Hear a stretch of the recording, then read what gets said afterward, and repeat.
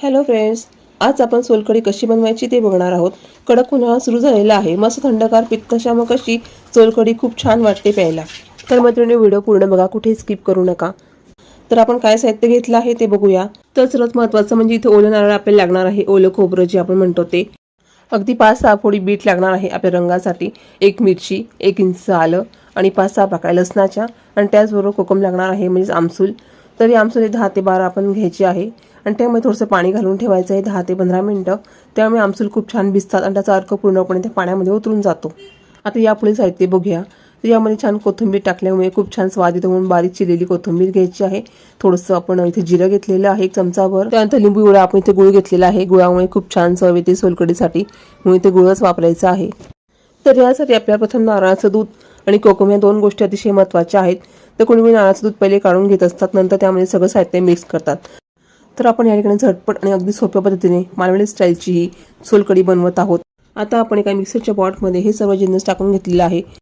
Bit, 1 हिरवी मिरची, आलं आणि लसूण. 1च हिरवी मिरची घालायची आहे, नाहीतर ते सोलकढी पिताना आपल्या घशाला खूप तिखटपणा जाणवतो. यामध्ये चवीनुसार मीठ सुद्धा घालायचं आहे. इथे मी जिरं घातलेलं आहे आणि आपण जे बीट घातले आहे त्याच्यामुळे सोलकढीला खूप छानच रंग येणार आहे.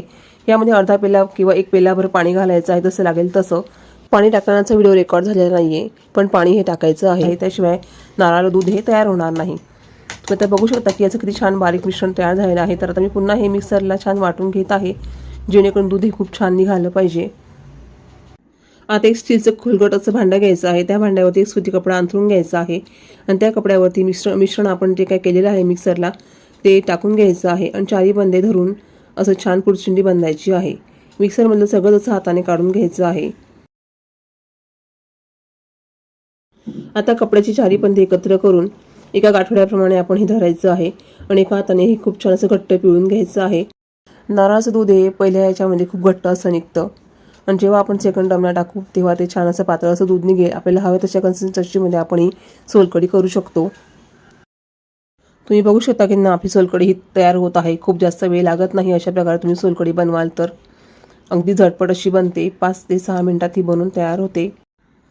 आता पूर्णपणे दूध निघून गेलेलं आहे अशी खात्री करायची आहे आणि जो नारळाचा जो चव आहे किंवा नारळाचा जो आपण क्रश केलेला आहे तो पुन्हा त्या कपड्यातून मिक्सरच्या पॉटमध्ये टाकायचा आहे. तुम्ही बघू शकता नारळाचं हे दूध आहे ते छान घट्टसर निघालेलं आहे आणि बीटमुळेचा रंग देखील खूपच छान आलेला आहे.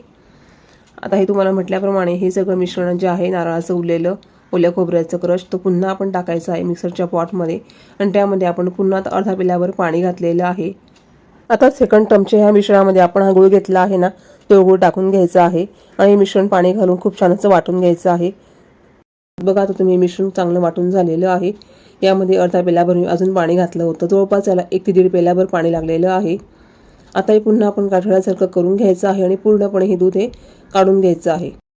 आता सेकंड बॅचला आपण रस गाळण्यासाठी आपण अशी प्लेट घेतलेली आहे उथळ अशी आणि त्यावरून ते गाठोडंसं उचलून आपण पटकन भांड्यामध्ये करून घेतलेला आहे. उरलेला जो काही दूध आहे नारळाचं ते आपण टाकून घेतलेलं आहे सोलकढीच्या भांड्यामध्ये.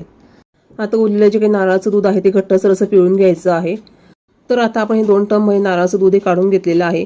जर तुम्हाला वाटत असेल तुम्ही तिसऱ्या वेळेस पुन्हा मिक्सरला ते नारळाचा जो क्रश आहे तो पुन्हा टाकून घ्यायचा आहे आणि पुन्हा पेल्याभर किंवा अर्धा पेल्याभर पाणी टाकून त्याचं वाटण करून घ्यायचं आणि थोडंसं दूध निघेल तर काढून घ्यायचं आहे. परंतु मला ही घट्टसर अशीच नारळाची सोलकढी आवडते. आता आपण जे काही भिजवलेले आमसूल होते ना कोकम ते आता कुस्करून घ्यायचे आहे हाताने. खूप छान असं त्याचा रस निघेल तोपर्यंत हे करायचं आहे आणि त्यानंतर आपण एका गाळणीने ते गाळून घ्यायचं आहे आपल्या सोलकढीच्या भांड्यामध्ये.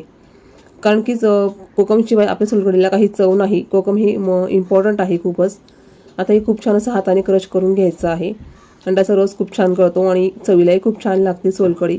आता या ठिकाणी कोकमच्या ऐवजी तुम्ही आगळ देखील वापरू शकतात. कोकमच्या आगळ मिळते बघा, ते देखील तुम्ही वापरू शकतात. म्हणजे तुम्हाला कोकम भिजवायची गरज पडणार नाही. डायरेक्ट तुम्ही 3 ते 4 चमचे आगळ वापरल्यामुळे आपली सोलकढी अजून पटकन होते. आता इथे मी चव बघत आहे.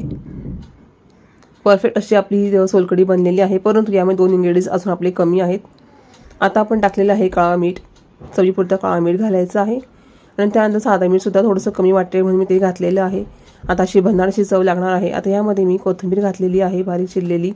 कोथिंबीरशिवाय सोलकढीला मजा नाही. तुम्ही आता ह्या सोलकढीमध्ये बर्फ घालून सुद्धा तुम्ही पिऊ शकतात किंवा एखादी तास तुम्ही हे भांडं फ्रीजमध्ये ठेवा आणि 1 तासात तुम्ही सोलकढी प्या. खूप चविष्ट अशी लागते. त्याचबरोबर पित्तशामक असल्यामुळे पित्तही त्यामुळे होत नाही, जळजळ होत नाही. तुम्ही बघू शकता सोलकडीला किती छानच रंग आलेला आहे. अगदी हॉटेलसारखी गुलाबी सर मस्त सोलकडी बनलेली आहे. थंडावा देणारी अशी रेसिपी आहे. तर चमचमी जेवणासोबत किंवा मसालेदार भाजी भाकरी सोबत नक्की ट्राय करा. व्हिडिओ थोडा जरी आवडला असेल तर प्लीज लाईक करा आणि हा व्हिडिओ तुमच्या मित्रमैत्रिणी परिवारासोबत नक्की शेअर करा आणि आपल्या चॅनल सबस्क्राईब करायला विसरू नका. कमेंटही करा. तुमच्या कमेंटचे स्वागतच आहे. काही सजेशन द्यायचे असेल तुम्ही ते देऊ शकतात. व्हिडिओ पाहिल्याबद्दल धन्यवाद. आता भेटूया पुढच्या व्हिडिओमध्ये. तोपर्यंत बाय बाय.